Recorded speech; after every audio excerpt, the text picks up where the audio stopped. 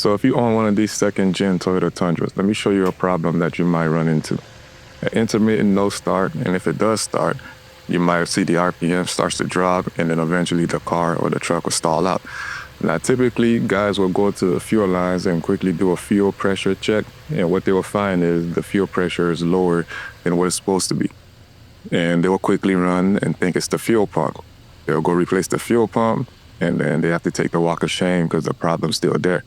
Now, you see how this truck stalls out on its own?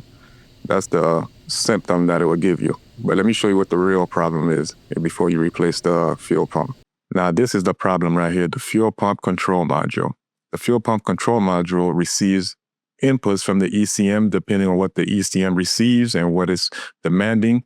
So the fuel pump control module then outputs a signal to the fuel pump, and then the fuel pump will spin faster or pump more fuel pressure.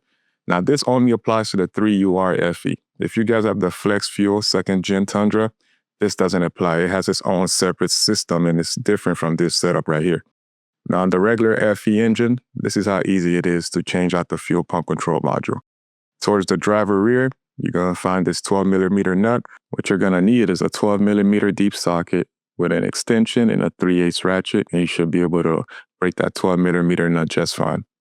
Now, there's two ways you can check and diagnose this yourself. One is if you're fortunate enough to be at a dealership, you can have the fuel pump control module around and you can quickly swap it out, test it to see if the truck starts and stays running. Or you take the diagnostic approach and you would need a picoscope. So the picoscope, you would need to see the waveform coming out of the ECM to the fuel pump control module. And then you need to check the waveform coming out of the fuel pump control module that's being sent to the fuel pump. A lot of people like to put a test light to the fuel pump connector. Oh, I see power, so therefore the fuel pump must be weak. Let me replace the fuel pump. Checking it with a test light is not the ideal way to check this problem out. You need to see the waveform and the command signals coming out of the fuel pump control module that's going to the fuel pump. Otherwise, you can chase your tail and you go ahead and replace the fuel pump. Again, you're taking a walk of shame because I guarantee you the problem will still be there. A problem you guys might run into is these little screws right here. They like to get seized and rusted out because water hits it constantly. But if that does happen, if you get a vice grip to bite the head of the screws, you should be able to break them loose just fine. That's what I had to do with this one right here. And then after that, you get your new fuel pump control module. Go ahead and transfer the bracket over.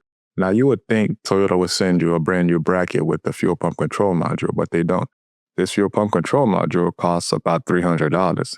Now, I'm sure you could get aftermarket parts that are a little cheaper, but I'm not sure how reliable they are. So it's better to play it safe and go with OEM. Now, after you finish transferring the bracket over, go ahead and plug your connector back in so you can get ready to install the 12mm nut. I typically see this issue with the 2nd Gen Toyota Tundras. Why? I don't know if it's because of the location of the fuel pump control module. Maybe water is prone to hitting it and getting inside more than the Sequoia. But the Sequoia has the same wiring setup, same part, same setup, but the fuel pump control module is bolted on in a different location. So I don't know if it's just something about this spot right here that tends to have these fuel pump control modules failing on the 2nd Gen Toyota Tundras. But the good thing is it's easy to replace, and it doesn't happen, when the truck is new. This problem tends to present itself at higher mileage. So that's the good part. So go ahead and get your 12mm deep socket and give it a good snug and go ahead and tighten it up. And of course, after every repair, you always want to make sure and verify that the problem is resolved. So I'm going to go ahead and start up the Tundra and to see if the truck is able to stay running.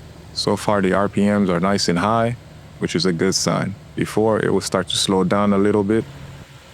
Now, like I said, so many guys run into that fuel rail, hook up a fuel pressure gauge, see low fuel pressure. I've seen some replace the fuel pressure regulator. And of course, it does not fix the problem. So just a quick tip for you guys.